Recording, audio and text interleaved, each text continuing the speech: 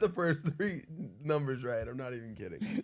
That's crazy. Oh, my bad. What's up, everybody? We are back live at Diamond Dabble Studios with y'all favorite boys. I am Paper Chase, and this is the one and only Diamond Don Wannabe. And today, you know what? I figured we'd switch it up. You know, this old man, this old crotchety old man.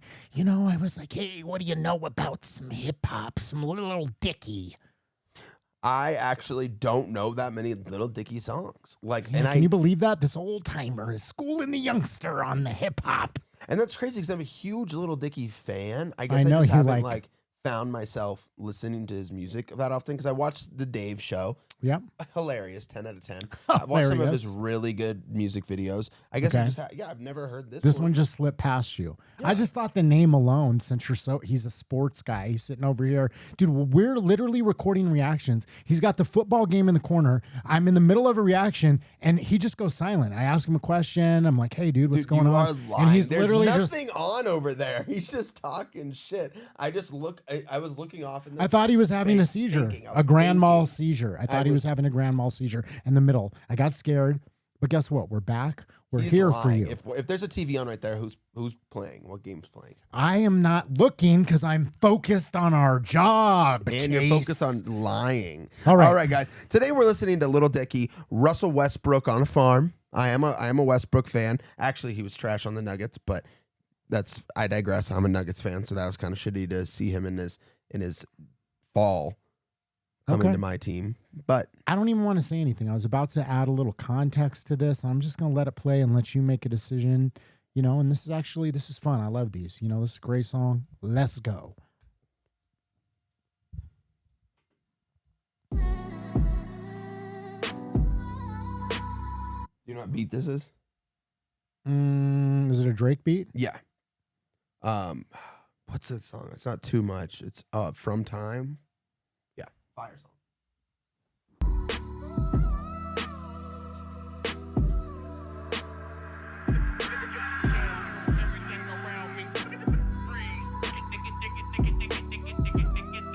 Oh no, it's not From Time. I don't know what song it is, but it's just a Drake beat. Yeah. Ain't no doubt about it, shit is coming. And I'm just praying that Lil Dicky love it. Always told myself that this the type of shit I wanted. I was being honest, even made a promise. Not with anybody else, this was in their conscience. Talking to my fucking self, that's a little bonkers. I know, I still got a lot of shit to conquer.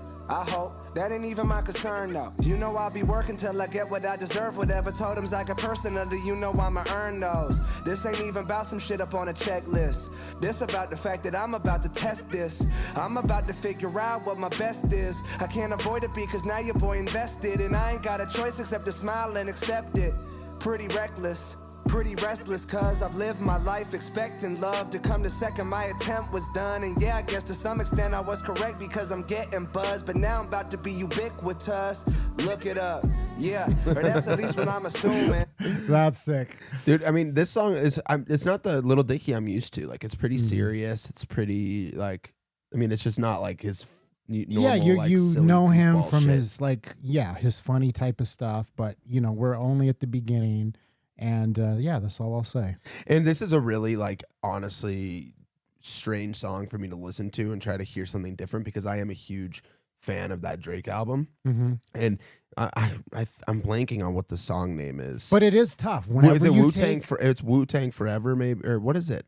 Whenever you take an iconic beat that's loved and rap over it, you're taking on a massive challenge. Yeah. All the history that comes with it. You better bring your A game. Yeah. Absolutely, but this is fire. As alluded to, reality is looming, and now your dude about to make a move and take the truth and hope to God that when he threw that what he thought about is proven. But honestly, I'm not afraid that it's delusion. I'm hot enough to where I know it's not illusion. But obviously, I've been finding this confusing. This ain't even close to what I thought I would be doing. Don't get me wrong, I was born to be big, but I always figured it would be the comedy thing. So I started rapping just to see what drama it brings. What big dogs from sitcoms would holler at me. And as the time passed, I rhymed fast, the lines crashed. craft, it was high class as I mastered my craft. And goddamn, who'd have thought it'd get like this? Back in 2010, music wouldn't make that list. I'm talking top 5 to 10 strengths with no wings. I would not lie, my pen dry with no ink, or that's at least what I thought, till I clawed and scratched the pen till I saw a line draw. Then I could've let bygones be bygones, but I really wanted to rhyme till my line drawn. Like, where the fuck is my peak at? Not brown, but I make it pop, then I beat that. Not crowned yet, but I don't think I decreed that. Not loud, but you know I'm ready to tweet that. I just really hope I'm ready to be that. Now you seeing where D's at, cause even though I'm softer than the tissue, I ain't nothing to sneeze at. I'm smarter, where the fuck your degrees at? And I ain't harder, but I'm hotter, homie, where the Bars, That's such bro. a line because, like, you know, it's self-deprecating. Yeah. You know what I mean? Because everybody talks about how tough they are and, you know, how hard, you know, they are and all these things, and he flips it on the head. That's his whole. That's like his whole vibe, though, and that's why everybody Yeah. loves him so much. 'Cause Yeah. he's not like Yeah. He uses all of his weakness as strengths. Honestly, Yep. And the fact is that this is super impressive writing and wordplay. Mm-hmm. And so for him to say I'm soft, but I ain't nothing to sneeze at is just like, yeah. I'm ready to be that. Now you seeing where D's at, cause even though I'm softer than the tissue, I ain't nothing to sneeze at. I'm smarter, where the fuck your degrees at? And I ain't harder, but I'm hotter, homie, where the fuck your degrees at? I'm about to come in and desaturate the sheet rap today and evaporate the feedback I hate. I elaborate at a later date, but I'm getting off the point with the player hate. What the fuck was I saying? Yeah, I'm kind of a slave to my ambition. I ain't quitting till my shit is appraised. And I admit it, I predicted where I finish is crazy. But that just means that it's further away. So, Bird about to work until he turn in his grave. It's really burdensome when earning something's fun for the day. But I'm concerned about the burning out from up in the stakes. I'm always up in the stakes. I'm taking dinner meetings in New York, always up for the stakes. We exploring the discussion, the great. They assuring me that when I'm more elite, I'll be secure and amazed. But this isn't insecurity, man. Like, this the opposite of that. Confidence and fact. My biggest problem is I can't honestly relax. Because inside of me a damn odyssey enacts. And I made a promise that I can't be the body to stop and think I need a lobotomy. Little Dicky the prophecy, little bit of anomaly. Not a commodity, not a facade or a lie to the comedy. Prodigies commonly brought up with Dicky. damn, that was a sick fucking sequence, dude. Yeah. That was a sick sequence. I loved that. So Westbrook never knew his own mentality. Grew up on a farm. Yeah, I'm just going to bring that Comedy section prodigies back. commonly brought up with Dicky. Feeling weird, let me think of an... Because this is my favorite part where he ties in the, you know, and I'm not even a sports fan, but, you know, let's let it ride. Just imagine for a second, what if Russell Westbrook never knew his own mentality? Grew up on a farm where the biggest commonality was people that conformed to the ruralist localities. To Russell, though, it was nothing but normality. And he really nice up on the plow in actuality. Everybody liked the kid and dug his personality. And so the mutuality was somewhat rationality. So then your man made a plan of practicality. Not even a plan, it was more of a formality. Get a little land and attend to its vitality. Then raise a little fam till it all became finality. The strategy was just to stay in the course and do your chores. When you're happy, you ain't need to abort. Never explored nothing unless he roll around on his horse. Then one day he was up on his horse. That's when he went past the porch. The path he normally passes forth was fast and short. Was after more, went faster north. The master lord, a master more. And then discovered the court. He like, yeah, let me down, Tim. Hopped off, looking puzzled at the round rim. Saw a ball up in the corner on the ground, and Russell started dribbling and giggling, astounded. Then he shot a brick and then a brick and then he downed it. And when he hit it, Russell listened to the fucking sound friction up in the swish make, and he was confounded. Because he knew that he had found him. But right now it was still for the fun. Just a way to kill the time when the farming was done. Then the walking turned to running and the hopping turned to jumping and dunking. And Russell had to keep coming because the youngin' was fucking disgusting and loving and running it. All of a sudden the public started to come in abundance and fuck with him cause he was butter and hungry cause stories are glory. Now normally for people like him, then the word got around up to ESPN and they flying Russell down to compete in the gym. Bunch of grown men looking to belittle the kid because to those men, ball was the reason to live. And the goats, they've been all in since they was kids. So this goat on the motherfucker look like a dick. And even though Russell knows that, he doesn't submit. He just chills with a grin. And then the game started and this motherfucker take charge. Make it rain hard, D up on these bitches, making children of men. Looking better than his predecessors ever could get. Turn the animosity to respect. And then the Thunder called him. Said they heard a lot about the ballin'. Told him that they want to get involved in. Showed him all the shit that you can get up in the league. It's so appalling. Oklahoma City in the autumn. Hella pretty awesome. Everybody laud him. Every bitty looking like they really fucking falling. Condominium is so legitimate it's sprawling. And this motherfucker on the court straight ballin'. Cash all up in that ass, lolling at the past like where the fuck would I be at up on the other path, right? If I never stumble upon the game and think of that life. Shit, who taking care of my farm? Who taking care of my farm? Who taking care of my farm? I really love that farm. K. 500 million, now that's a pound cake, according to Jay-Z and Drake. But greatness ain't about cake.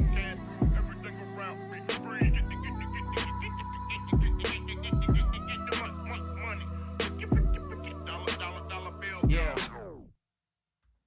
Wow, that was a great song, Right? dude. So like that was Russell Westbrook really born on a farm, or was that all a metaphor? That I don't know. I figured you as a sports guy would be able to clue me in, dude. I'm lost now. I guess I just don't know about his upbringing. No, He said at the beginning, he said that Imagine this. Yes, imagine this. Yeah. But I think what is interesting is this song came out prior to him like filming Dave. Mm-hmm. And it's just the whole story of him like wanting to have this path towards, comedy, it sounds like, was what his dream was about. And he was kind of doing the rapping thing as like something else. But then he realized then that he it loves it. He's so good at it. Like, yeah, but he still has this other passion that's like behind it that he's really after, and all this like, ambition and desire for success and this drive to push himself. But he's still like, okay, there's an opening here. I kind of got to run with it. And this isn't what I was expecting. mm-hmm. So it's just, in general, it's just amazing storytelling to me. Great songwriting. Yeah, man. Like, and to think about, like, at this point, it seems like the way I interpret this song is like, there's like this doubt of like, hey, am I going to actually do what I want to do? Which is like be involved in comedy. Like, not that he's like hating on the rap thing. He's just saying like, this is what I really came to do. And now I'm like kind of off on this weird other path. Mm-hmm. And now he's got like Dave. And so he's like kind of doing the damn thing. Not kind of, like he is. Well, yeah. And he's a huge streamed artist. Like, Yeah. He's very successful. I remember Yeah. I saw him at a music festival, summer camp, which was, the band Mo, the jam band Mo. Mm-mm.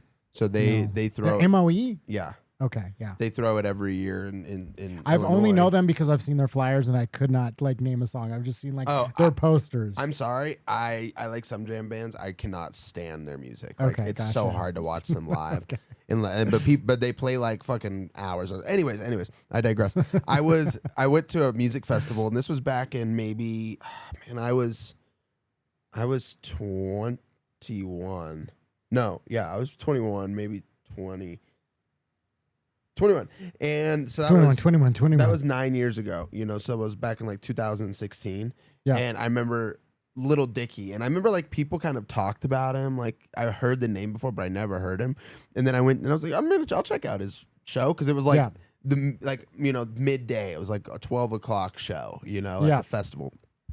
And I went and saw him, and I remember just being like, man, this guy's actually like really entertaining. But he was still just like a goofball back then. Like, nobody was taking him seriously. So it was just all funny, just goofing around and stuff. And then, 10 years later, and he's, massive. He kept at it. He kept grinding. Yeah. He is just really successful. So, yeah, it's fun listening to him, man. I mean, his writing's impeccable. So, like, Well, and he's one of those artists, and I haven't even delved into his catalog that deep. I'm just simply like looking at like, what did we react to the other day? The Brain Pillow song? Talking. Yeah. Yeah. Pillow Talk. And I'm like, dude, that is such a crazy random story to string together in a rhyme. And then the way he laid this out is a little bit more, kind of heartfelt and like, about his life and his goals and ambitions. And then like watching his show, I'm like, dude, this dude he's nice with the pen. Dude, he's epic, man. That was a great listen. I'm glad you showed me that. Guys, if you guys enjoyed this video, make sure you drop a like. Comment down below what we should listen to next. Anything in the world that I'm not love. super familiar with his catalog. I've done a couple reactions to his stuff. I've listened to a little bit of his other, music. So, it's a kind of wide open, throw it in the comments. Tell us, what should we react to next? What other bangers are we missing? Exactly. And guys, if you want to show support for the channel, make sure you drop a subscribe, follow us along our journey, catch our next videos. Even if you hate us and you just want to comment on our videos for us to go to hell, subscribe and do that too. We don't really care, we're open to all criticism. Thank you guys so much for joining today. We love you. Give them a kiss. Peace.